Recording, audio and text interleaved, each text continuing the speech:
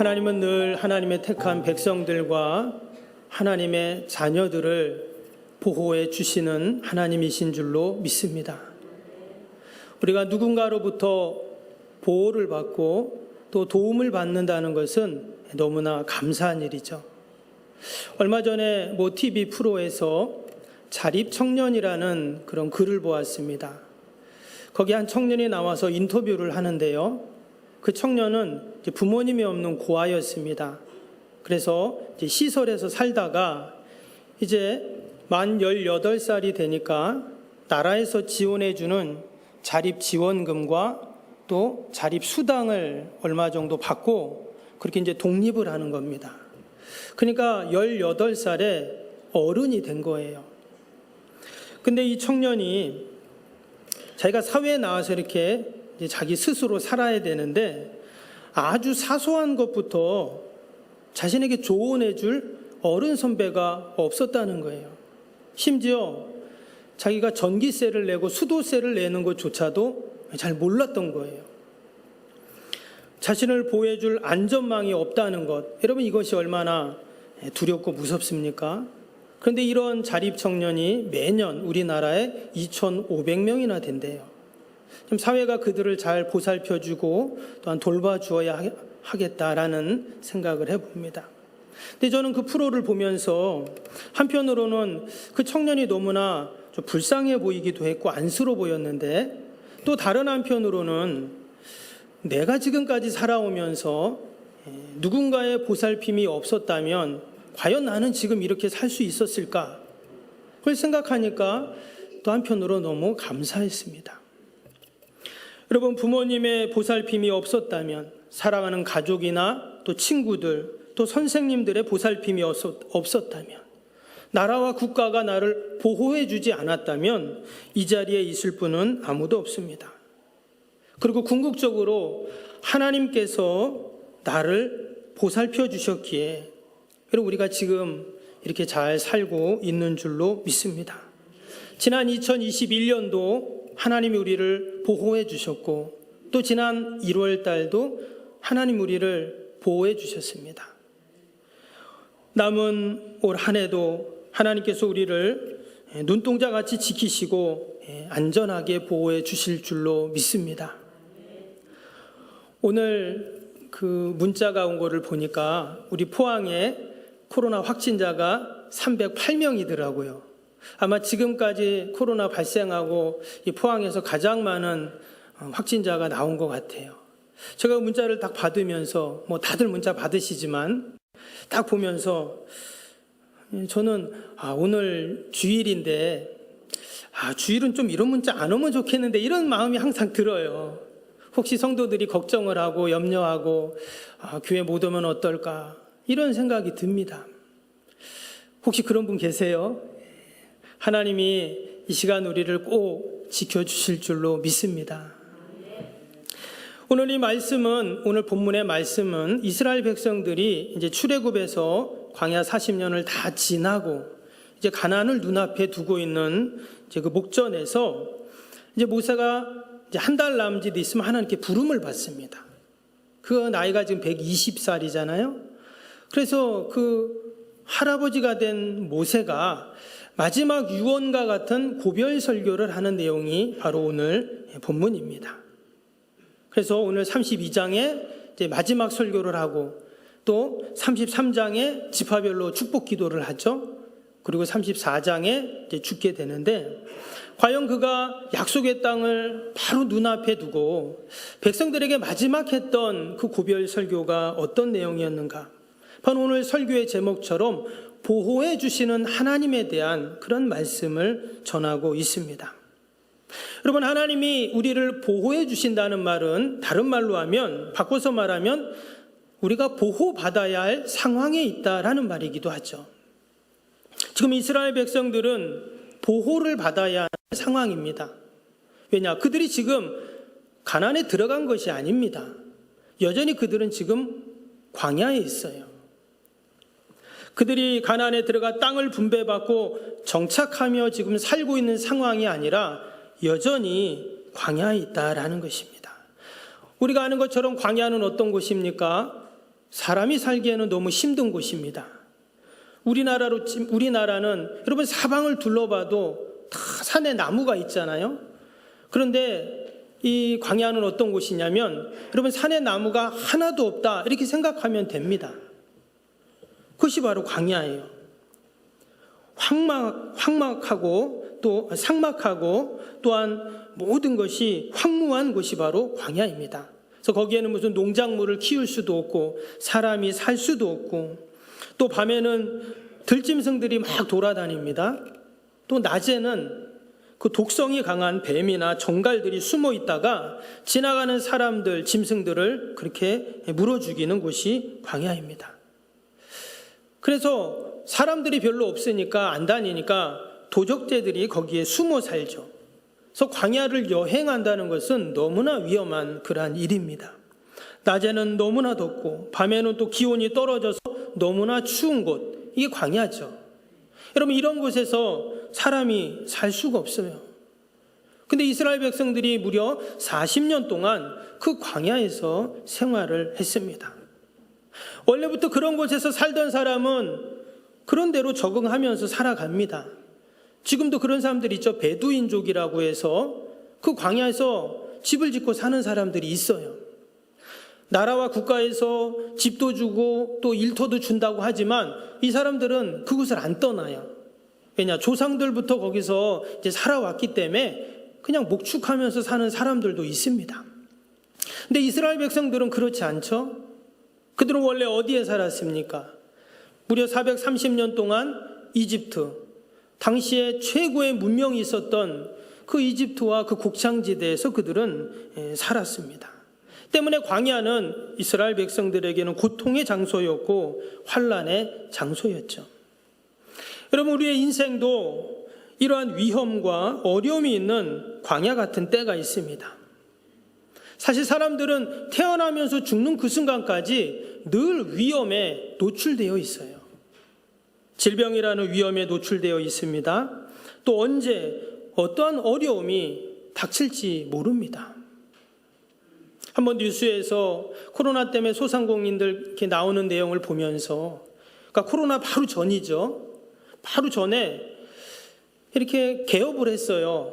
가게를 개업을 했는데 많은 투자를 했겠죠. 근데 코로나가 탁 터진 겁니다. 그리고 지금 2년이 넘게 지났잖아요. 뭐 말 그대로 망한 것이죠. 얼마나 어려움이 많겠어요. 여러분 코로나가 이렇게 생길지 누가 알았고 이런 어려움이 생길지 누가 알았겠어요. 여러분 우리 인생이 그렇습니다. 근데 눈에 보이는 이런 어려움도 있지만 눈에 보이지 않는 어둠의 영들이 우는 사자같이 두루 삼킬 자를 찾고 있다. 성경은 이렇게 우리에게 말씀합니다. 때문에 우리는 누군가의 도움이 아니고 보호가 아니면 나 혼자는 살 수가 없어요. 아기가 태어나면 부모의 보호 가운데 자라는 것처럼 또 학교와 직장과 지역 공동체 속에서 나라가 우리를 보호해 주는 것처럼 우리는 늘 누군가의 보호 가운데 살아가고 있습니다. 보호가 없으면 우리는 한순간도 살 수 없는 너무나 나약한 존재들이죠. 그래서 하나님께서는 우리 인생들의 형편을 너무나 잘 아시기 때문에 광야길을 걷는 우리에게 어떻게 해준다고 했습니까? 오늘 10절 말씀을 다시 보겠습니다. 여호와께서 그를 황무지에서 짐승이 부르짖는 광야에서 만나시고 호의하시며 보호하시며 자기의 눈동자같이 지키셨도다. 여기 보니까 먼저 하나님께서 황무지에서 짐승이 부르짖는 광야에서 만나시고 이렇게 말씀을 하셨어요. 하나님께서는 광야에서 우리를 만나주신다고 약속을 하십니다. 우리가 출애굽기 또 민수기 신명기 말씀을 쭉 읽어보면 하나님께서 이스라엘 백성들을 광야 40년 동안 끊임없이 만나주셨어요. 밤에는 불기둥으로 그들을 만나주시고 낮에는 구름기둥으로 그들을 만나주시고 또 때로는 반석의 생수로 그들을 만나주셨습니다. 때로는 직접 이스라엘 백성들에게 현현하셔서 그 시내산에서 만나주셨어요. 말씀드린 것처럼 광야에서의 삶이라는 것은 보통 어려운 것이 아닙니다. 너무나 척박하고 힘든 곳이 광야인데 그들이 지난 40년 동안 광야를 무사히 지나올 수 있었던 것은 하나님이 그들을 만나주셨기 때문이죠. 야곱이 형 에서를 피해서 집을 나옵니다. 형을 속이고 장자권을 가로채는 바람에 그는 졸지에 그의 인생이 광야길로 들어서게 됩니다. 이전에 집에 있을 때는 어땠습니까? 엄마가 밥 해주는 밥 먹고 아무 어려움이 없었어요. 고생이 뭔지 몰랐습니다. 근데 집 나오면 고생이라고, 진짜 집을 나오니까 고생이 시작되는 거예요. 창세기 28장에 보면 그가 하루는 도피하다가 광야에서 노숙을 하죠. 돌을 비고 잡니다. 그냥 땅바닥에서 자는 거예요. 우리가 여름에 더워가지고 그냥 이렇게 풀밭에 누워있는 것은 좋지만 여러분 그 황량한 광야에 그 밤에 추운데 광야에서 그냥 땅바닥에서 잠을 청한 것입니다. 그의 인생에 광야가 펼쳐진 것이죠. 근데 그때 하나님이 어떻게 하시는가? 이 야곱을 만나주세요. 그래서 28장 15절에 보면 내가 너와 함께 있어 내가 어디로 가든지 너를 지키며 너를 이끌어 이 땅으로 돌아오게 할지라 내가 내게 허락한 것을 다 이루기까지 너를 떠나지 아니하리라 하신지라. 아멘. 인생의 광야를 만나서 방황하고 외롭고 두려움 가운데 있는 그 야곱을 하나님이 찾아오셔서 만나주시고 또 함께 해주겠다 이렇게 약속을 해주셨습니다. 하나님은 동일하게 지금도 저와 여러분들 하나님의 택한 백성들을 광야에서 그 힘들어하는 모습을 그냥 보지 않으시고 찾아와서서 우리를 만나 주시는 줄로 믿습니다. 어쩌면 광야가 고독하고 춥고 고통이지만 여러분 그것이 복이 될 수도 있습니다. 왜냐하면 지금 이 야곱이 광야에 나오기 전까지는 그가 하나님을 인격적으로 만나지를 못해요. 그런데 지금 광야에 들어서면서 하나님을 깊이 만나게 됩니다. 때문에 광야는 힘든 곳이지만 여러분 영적으로는 축복의 장소인 줄로 믿습니다. 하나님을 만난 성경에 나오는 수많은 사람들, 그들은 대부분 인생의 광야 시절에 하나님을 만났다고 간증하고 있어요. 인생이 실패하고 사방이 막혀서 더 이상 길이 없다고 생각할 때 여러분 그때가 하나님을 만날 기회인 줄로 믿습니다. 광야에 있는 야곱을 만나주신 하나님은 혹이나 내가 지금 광야에 있다면 하나님이 나도 분명히 찾아오셔서 만나주실 줄로 믿습니다. 그럼 왜 하나님이 광야에 있는 나를 만나주시는가? 오늘 말씀 읽었던 것처럼 우리를 보호해 주기 위해서예요. 10절을 다시 보시면 여호와께서 그를 황무지에서 짐승이 부르짖는 광야에서 만나시고 호위하시며 보호하시며 자기의 눈동자같이 지키셨도다. 여기 보니까 호위하시고 보호하시며 지키셨도다 이렇게 나왔어요. 사실 다 다른 단어를 썼지만 같은 의미입니다. 그러니까 3번을 지금 연속적으로 기록을 하고 있어요. 이 말은 광야는 너무나 위험한 곳이기 때문에 하나님의 절대적인 보호하심이 있다는 것을 말하는 것입니다. 여러분 광야를 만든 분이 누굽니까? 하나님이시죠. 때문에 하나님은 광야를 너무나 잘 알고 계십니다.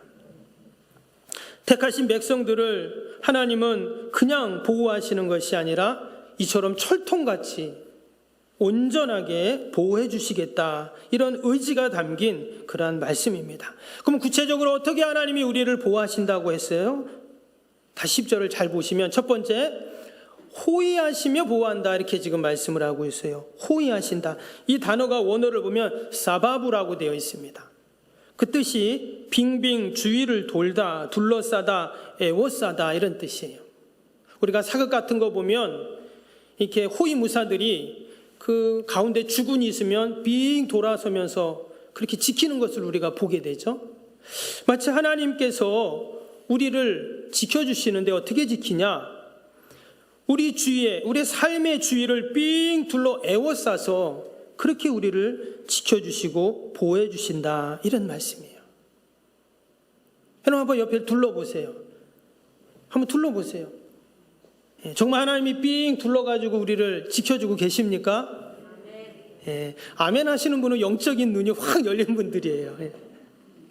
여러분, 내가 눈에 혹 안 보여도 하나님께서는 분명히 우리를 그렇게 보호해 주시는 줄로 믿습니다. 시편 5편 12절에 보면 여호와여 주는 의인에게 복을 주시고 방패로 함과 같이 은혜로 저희를 호위하시리이다. 하나님이 우리를 호위하신다는 거예요. 빙 둘러서 우리를 지켜주신다는 겁니다. 성경에 엘리사라는 선지자가 나오는데 그 선지자가 하나님께서 빙 둘러서 자신을 지켜주고 호위하는 것을 그 사람도 봤어요. 당시에 이스라엘과 아람이라는 나라가 늘 전쟁을 합니다. 근데 희한하게 전쟁만 하면 이스라엘이 이기는 거예요. 왜 그런가 봤더니 이스라엘의 이 엘리사라는 선지자가 이 아람의 전략, 또 아람의 작전을 미리 알고 이스라엘 사람들에게 얘기를 해주는 거예요. 그래서 이 아람 왕이 안 되겠다고 해서 당장 이 엘리사 선지자를 잡아와라 합니다. 그래서 어마어마한 그 한 사람을 잡기에 어마어마한 군대를 동원해서 엘리사가 있는 도단성으로 그렇게 가게 되죠. 그래서 그 성을 빙 둘러쌌어요. 왜? 엘리사를 잡으려고. 아침에 되어갖고 엘리사의 사환이 밖에 나가 봅니다. 그리고는 보니까 막 아람 군대가 삥 둘러싼 거예요. 놀랐죠. 근데 들어와가지고 엘리사한테 이 선지자님 큰일 났다고. 지금 아람 군대가 우리를 다 삥 둘러쌌습니다. 어떡합니까? 그랬더니 엘리사는 하나도 놀라지 않아요. 그리고는 뭐라고 말하냐면 열왕기하 6장 17절에 보면 여호와여 원하건대 그의 눈을 열어. 여기서 그는 사환을 말합니다. 눈을 열어 보게 하옵소서 하니 여호와께서 그 청년의 눈을 여심해 그가 보니 불말과 불병거가 산에 가득하여 엘리사를 둘렀더라. 조금 전에는 누가 그 성을 쭉 둘러싸고 했다고요? 아람 군대가 둘러싸고 했다고 했죠. 근데 엘리사가 기도할 때 이 사환의 눈이 확 열립니다. 영적인 눈이 열린 거예요. 그 보니까 누가 있어요? 하나님이 보내신 불말과 불병거가 그들을 둘렀더라. 여기서 이 둘렀더라는 단어가 우리 앞에 보았던 호위한다는 그 사바브와 같은 단어입니다. 하나님께서 그들을 그렇게 호위하시고 지켜주신 겁니다. 그래서 이 아람 군대가 활 하나 쏘지 못해요. 그리고는 오히려 하나님이 우리를 호위하시면 털끝 하나 다치지 않고 여러분 승리하는 줄로 믿습니다. 이사야 31장 5절에 보면 우리를 향한 하나님의 보호하심이 이렇게 말씀합니다. 새가 날개치며 그 새끼를 보호함같이 나 만군의 여호와가 예루살렘을 보호할 것이라. 그것을 호위하며 건지며 뛰어넘어 구원하리라 하셨느니라. 아멘. 이처럼 하나님은 늘 하나님의 택한 백성들을 지키시고 여러분 보호하시는 줄로 믿습니다. 이어지는 말씀에 보면 하나님이 또 어떻게 보호하시냐고 했냐면 그 10절 말씀에 보호하시며 라는 단어, 이 단어를 영어 사전에 보면 케어포라고 되어 있습니다. 그 뜻은 간호하다 이런 뜻이거든요. 또 돌보다, 또 조심 다루다 이런 뜻이에요. 하나님이 우리를 보호하시는데 어떻게 보호하시냐? 우리를 마치 간호하듯 조심조심 우리를 보호하신다는 거예요. 세심한 보호하심이죠. 마치 엄마가 갓난아기를 돌보고 보호하는 모습입니다. 여러분, 아기가 태어나면 엄마가 어떻게 해요? 얼마나 그 아기를 정성을 다해서 보살핍니까? 엄마 젖을 빨 때도 이게 잘 먹는지 또 소화는 잘 되는지. 그리고 아기는 젖을 먹고 나면 어떻게 해야 돼요? 트름을 해야 되잖아요. 저도 저희 큰애가 아직 아기였을 때 그때 아마 한 달, 2달도 안 됐던 것 같은데 그때 아기 이렇게 젖을 먹고 났는데 트름을 시키라고 해서 제가 이렇게 트름을 시키는데 안 하는 거예요.